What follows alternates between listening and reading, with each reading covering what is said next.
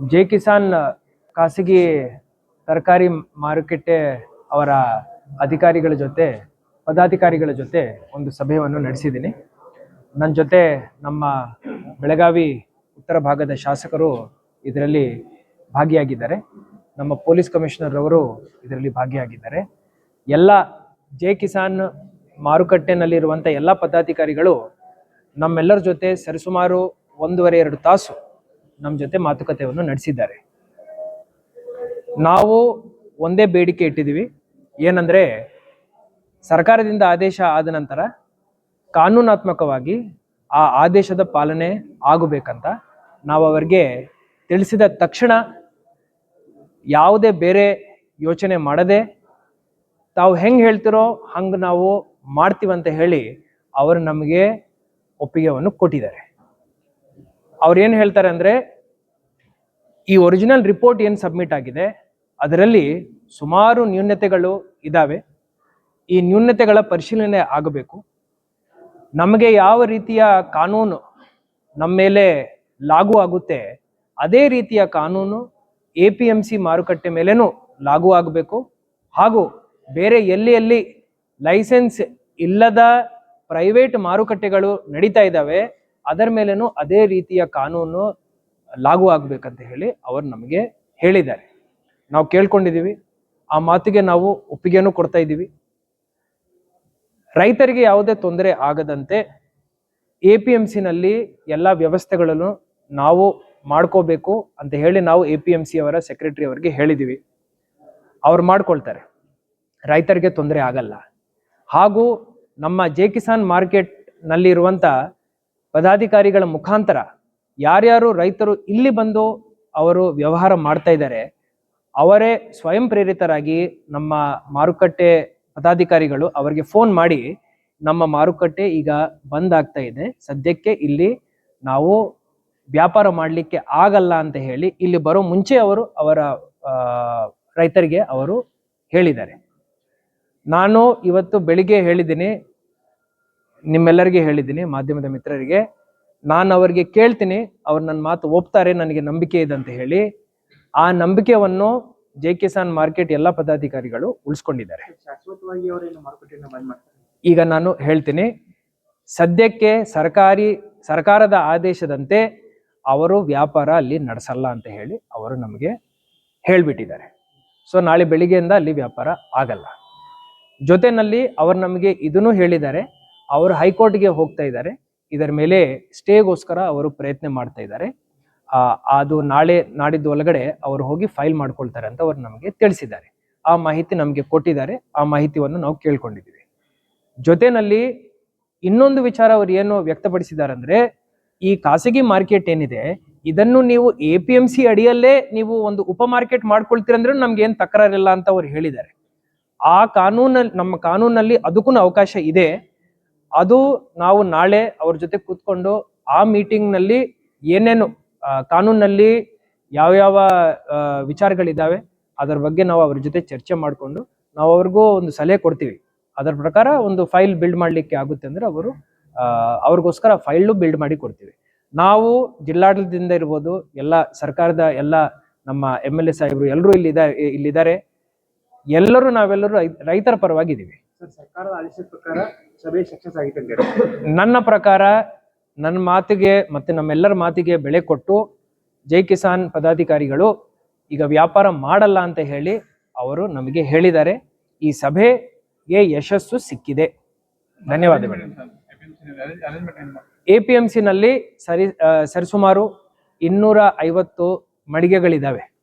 ಅದರಲ್ಲಿ 100 ಮಳಿಗೆಗಳು ಈಗಾಗಲೇ ವ್ಯಾಪಾರಿಗಳಿಗೆ ಅದನ್ನು ಆಕ್ಷನ್ ಮುಖೇನ ನೀಡಲಾಗಿದೆ. ಇನ್ನೊಂದು 152 ಮಳಿಗೆಗಳು ಇನ್ನೂ ಲಭ್ಯವಿದ್ದಾವೆ. ಅದನ್ನು ಯಾರು ವರ್ತಕರು ಬಂದು ನಾಳೆ ವ್ಯಾಪಾರಿಗಳು ಅದನ್ನು ಕೇಳ್ತಾರೋ, ನನಗೆ ಅಧಿಕಾರ ಇದೆ, ಟೆಂಪರರಿಲಿ ದಿನಬಾಡಿಗೆ ಮೇಲೆ ಆ ಮಳಿಗೆಯನ್ನು ನಾವು ಅವರಿಗೆ ನೀಡ್ತೀವಿ. ಅದನ್ನು ನಾನು ಆಫರ್ ಮಾಡಿದ್ದೀನಿ. ಈಗ ಪದಾಧಿಕಾರಿಗಳು ಅವರು ಯೋಚನೆ ಮಾಡಿಕೊಂಡು ಹೇಳ್ತಾರೆ, ಈಗ ಆ ಒಂದು ಮಳಿಗೆಯನ್ನು ಅವರು ಉಪಯೋಗ ಮಾಡ್ತಾರೆ ಇಲ್ಲ ಅವರ ಕಾನೂನಾತ್ಮಕ ಏನು ಹೋರಾಟ ಏನಿದೆ ಅದನ್ನು ಮುಂದುವರಿಸ್ತಾರ ಅದು ಅವರಿಗೆ ಬಿಟ್ಟಿರೋದು. ಎಷ್ಟು ಜನ ಇದ್ದಾರೆ ಸರ್ ಈ ಖಾಸಗಿ ಮಾರ್ಕೆಟ್? ಖಾಸಗಿ ಮಾರ್ಕೆಟ್ ಅಲ್ಲಿ ಸರಿಸುಮಾರು 248 ಜನ ಇದ್ದಾರೆ. ಅದರಲ್ಲಿ 200 ಜನರನ್ನು ನಾವು ಇಲ್ಲಿ ಅಕಾಮಿಡೇಟ್ ಮಾಡಲಿಕ್ಕೆ ನಮ್ಮ ಕಡೆ ಜಾಗ ಇದೆ ಅಂತ APMC ಸೆಕ್ರೆಟರಿ ಅವರು ಹೇಳಿದ್ದಾರೆ. ಆದರೆ ಇದೊಂದು ವೈಯಕ್ತಿಕ ವಿಚಾರ. ವ್ಯಾಪಾರಿಗಳು ಅವರವರ ವೈಯಕ್ತಿಕ ಹಿತದ ಪ್ರಕಾರ ಅವರು ನಿರ್ಧಾರ ಮಾಡಬೇಕಾಗುತ್ತೆ. ಧನ್ಯವಾದಗಳು. कि APMC मार्केट और जय किसान मार्केट दोनों हमारे शहर के मार्केट हैं। दोनों में शहर के व्यापारी हैं और हम चाहते हैं कि दोनों मार्केट अच्छे तरह से चले। और जब दो मार्केट रहती है तो कंपटीशन होता है और रैयत को फायदा भी होता है।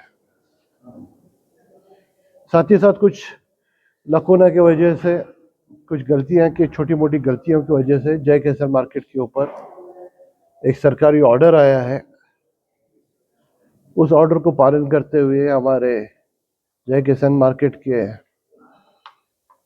पूरे मेंबर्स ने ये कहा है कि हम कल से व्यापार बंद कर देंगे। वो अपना लीगल ऑप्शन देख रहे हैं।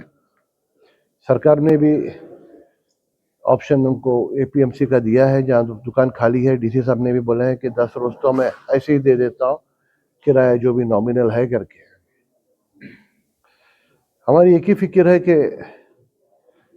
जो जय किसान मार्केट में वहाँ के जो हॉकर्स आके लेके जाते हैं मटेरियल, वहाँ पे जो लेबर्स है, जो कुली है, जो काम करते हैं, जो गरीब लोग हैं, जो दिन सुबह में से शाम तक मेहनत करके खा के घर पे जाते हैं, वो लोगों को तकलीफ ना हो, उनको परेशानी ना हो।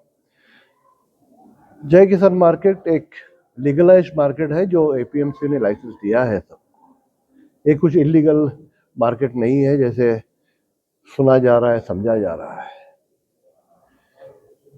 कुछ थोड़ी मोटी गलतियां हुई रहेंगी, ये हर मार्केट में कुछ ना कुछ गलतियां होती है, सुधारने का भी मौका मिलेगा उनको। तो मेरी ये नहीं विनंती है, जैसे DC साहब ने भी एक ऑप्शन दिया है कि APMC का एक सब मार्केट बना के हमारे को अगर लीगली कुछ कर सकते हैं तो वो भी सोचेंगे करके। वो भी मैं हमारे जय किसान मार्केट के भाइयों को बोलता हूँ कि वो भी आप एक ऑप्शन देखिए, और जहाँ भी हो किसी को तकलीफ ना होते हुए हम काम करें। वो अच्छी ते सांगतो की 2 दिवस तुम्हाला थोडं सहन करावं लागणार.